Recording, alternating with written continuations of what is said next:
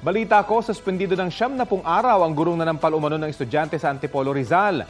Ang sabi ng Department of Education, hindi ito parusa kundi preventive lamang habang sinasagawa ang investigasyon. Nasawi ang grade 5 student na si Francis J. Gumikib noong October 2. Halos isang dosenang araw matapos ang sinasabing pananampal. Hindi pa malinaw kung ang pananampalang mismong sanhi ng pagkamatay ni Francis dahil lumalabas sa death certificate na may iba pa siyang sakit tulad ng TB. Bumuo na ng fact-finding investigation team ang DepEd Schools Division Office nitong nakaraang linggo. May hiwalay ring investigasyon ang Commission on Human Rights. Sinisikap pa ng GMA Integrated News na makuna ng pahayag ang mismong guro. Dati nang sinabi ng principal ng kanilang eskwelahan noon, hindi raw sinampal kundi tinapik lang ng guro ang pisngi ng bata. Balita ko, may tututukan kayo tuwing 11 a.m. sa GTV.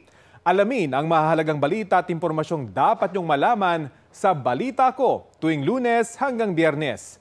Mag-subscribe din sa GMA Integrated News sa YouTube.